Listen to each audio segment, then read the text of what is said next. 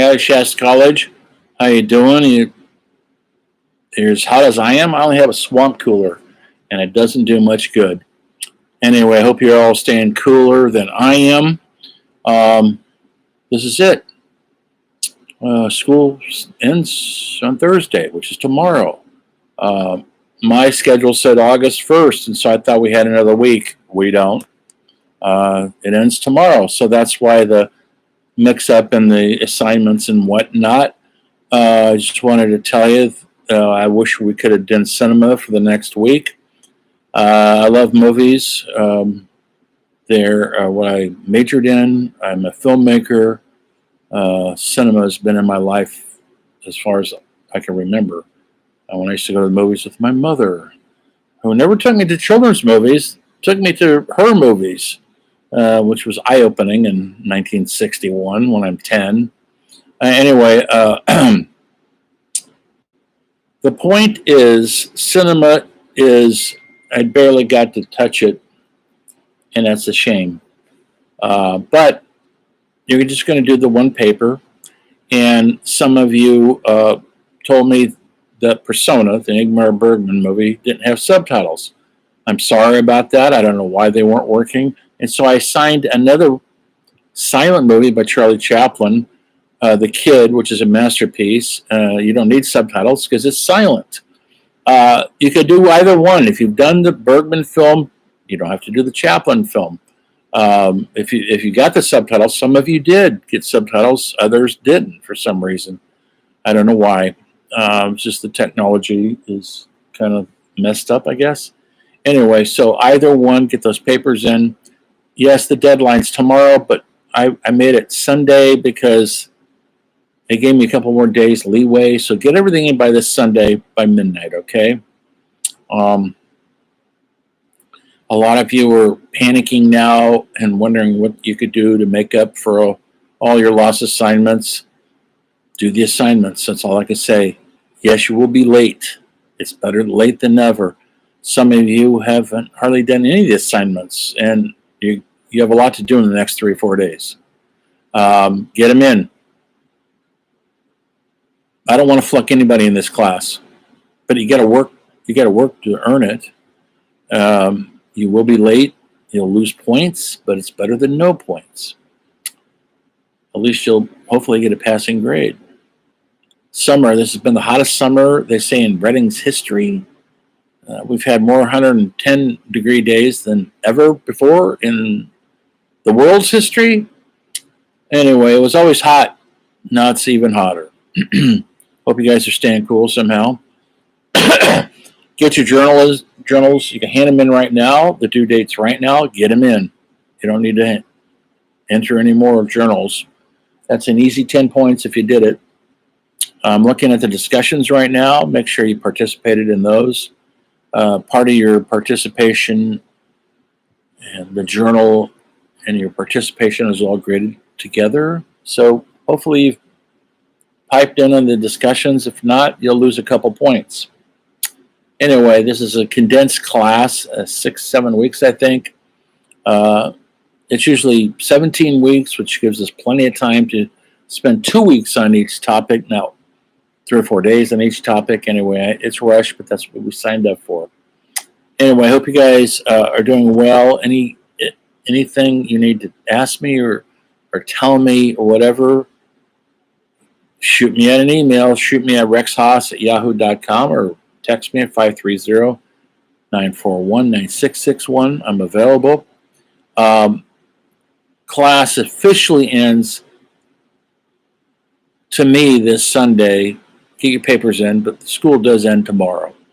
And it takes me at least a full week to grade everybody's paper and get final grades in.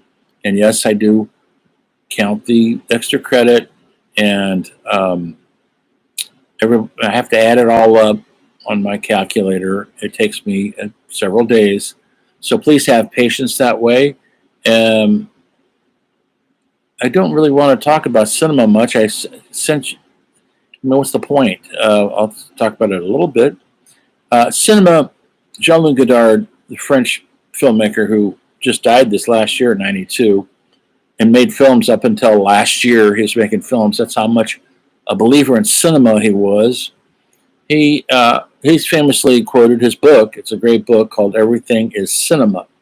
He kind of coined that phrase, and when he said that, like 1960, people thought, "Oh, how silly! How can everything be cinema?" Well, look around right now. Look at your YouTube videos, your Instagram, your TikTok. That's all we do is little mini movies, whether we're skateboarding or our pet cats or our sex videos, whatever we're doing, everything is almost cinema. We're very visually oriented, more so than we ever have been in our history. People are reading less and less. I'm a novelist. That hurts because I like the written word. But that's losing its place, and cinema's losing its place. It's not the same anymore. Now we're mostly into superheroes and big budgeted actioners that don't have a lot of soul. I was talking to my brother tonight how we used to go to movies. This would be when I'm your age, and we used to talk about these movies for weeks. 2001: Space Odyssey, Easy Rider, Five Easy Pieces, The Godfather. They really affected us. The Exorcist. We would talk about them for weeks, and it affected our lives profoundly. Cinema doesn't have that hold on us anymore. Now with streaming and Netflix have kind of diluted everything, and now it's a lot of people don't really pay attention, or they're doing other things as they're watching movies. We're all multitasking. I do it too. I used to go to the movies. I used to love going to the movies. I haven't been to one, I don't think, in a year, because I dread going out there and I dread other people around me. I like having my movies to myself, so I'd rather watch them here at home. Am I always looking for the next new thing? I haven't given up. I just don't live in the past. If you saw my little comment in the movie, the discussion, I've seen some good movies this year that were surprising.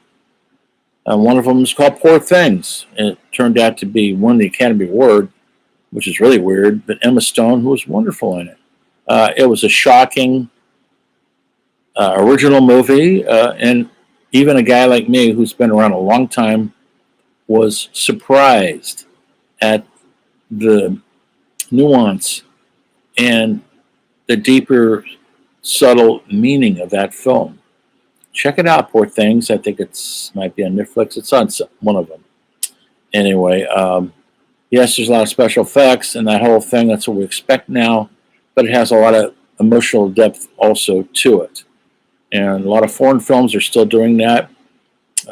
Great films are coming out of Korea and South America and Europe, and they don't have the budgets we do in Hollywood. And so I think that's a good thing. If we throw too much money at these things, they become diluted and kind of generic. And foreign films who don't have the money we do in Hollywood, they has to be more raw, more human emotion, which I respond to. I don't know about you, but I don't need to see Wolverine again. I've seen him enough. Time to go away, Hugh Jackman. But they made a boatload of money on that, so they're going to keep doing it until they wring all of our dollars out of our wallets. Anyway, I still have hope for cinema. When it started in the late 1800s, the movie camera was actually invented by the guy who did the electricity light bulb, Thomas Edison. He had the first movie studio in Orange, New Jersey. It was called The Black Maria. It's in that documentary if you looked at it. There's a section on the Black Maria. And then everything moved out to Hollywood because essentially for the weather. And also there's a lot of copyright laws back east where they couldn't use the technology without paying a big price, but it was only confined to New York State or New Jersey. And so a lot of filmmakers came out here and they stole the copyrights to the cameras, to the projection, to the lighting, because they didn't have to pay the copyright. That's another reason why they moved to Hollywood. Besides the great weather, they could film out here outside all the time. When movies were silent for many first generation of movie until they just figured out how to do the microphone and tape, audio, but they were really never silent. They had music would accompany them. Sometimes they'd have sound effects. If you look at the kid, Chaplin did the music, and so there's music. So it's not silent. Nobody's talking. There's subtitles. That part they couldn't figure out to do until the late 1920s. And then everything changed when they figured out how to do microphones and sync it up to film cameras. The whole thing changed. All of a sudden, we built these huge sound stages to have quiet. Before, you could film on the street because you're not recording sound. You didn't care what was out there. All of a sudden, we built these huge sound studios, and it changed cinema. It went from a real visual medium, telling a story visually through the camera, to telling it verbally through dialogue. And if you look at television right now, that's all it is mostly dialogue. Dialogue is telling the story. The camera isn't. Old school filmmakers like John Ford, Howard Hawks, loved to use the camera to tell the story. I still believe in that. I've made a couple movies myself. You can look me up on Internet Movie Database. Rex Haas Thompson.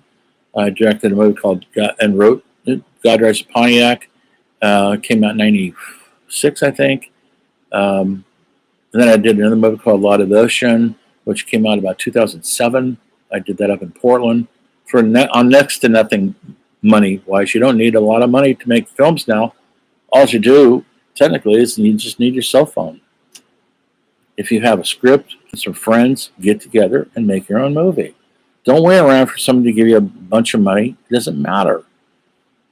Some of my favorite films of all time are filmed on very little money. In the 90s, the 80s, I should say, 1990s, when Sundance Film Festival became a big deal, a lot of low-budget films, that's when I was making my movies, they were called micro-budgets. $10,000. You can make a movie and get it into Sundance, hopefully, and you might sell it to somebody for $1 million, distributor.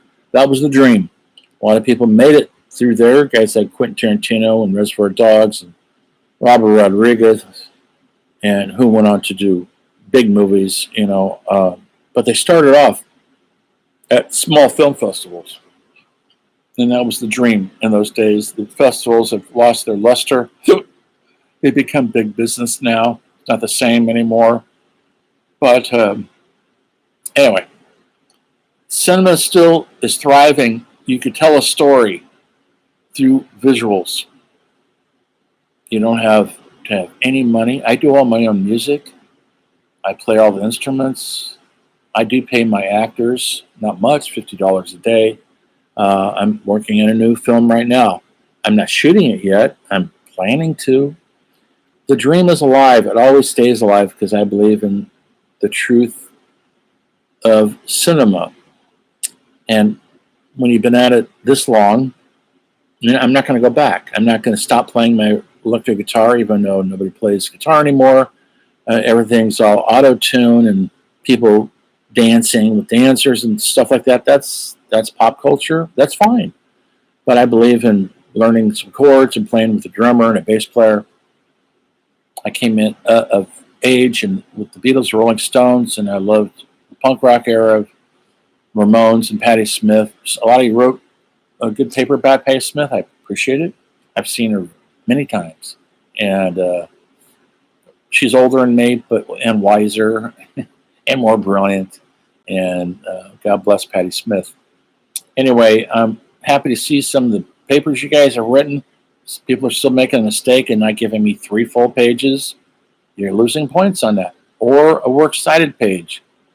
You lose a point for that. You don't need, to be a good paper, and I don't know where you got your information from. You're not making it up, I assume. You're getting it somewhere, so make sure that's in your paper. That's all I have to say. Listen, guys, this has been a weird summer. It's hotter and holy you-know-what. And we've been rushed through this. Hope you guys got something out of this class. I'm a firm believer that art saves the day at the end of the day, that it's the best we've done as a human race. Not the wars, not not the taming of the oceans or the destroying of the environment. Yeah, we've done that pretty good too. Or the politics. No, forget it. Our art from the beginning of time, when man was in the cave, drawing the hieroglyphics on the wall, and then Michelangelo and Van Gogh and Picasso and Andy Warhol, and the great music from Mozart to Beethoven to Miles Davis and B.B. King to the Rolling Stones, the Beatles, Taylor Swift. Okay, um, it's the best we are. Is our creative endeavor, and remember this: the creative art movements always reflect what's going on in the culture. Right now, what's reflecting in the culture? Well, look around. We've got wars everywhere. We've got global warming, whether you believe in that or not, doesn't matter. It's a fact. We've got the economy is outrageously expensive to live anywhere. Um, there's a lot out there in the world that comes up against the art. The music we make, the movies we make, the paintings we painting, all reflect what's going on outside that door. Hopefully you're doing something interesting and creative. I hope you do. And keep in contact with me if you got something going on. I think it's a great thing.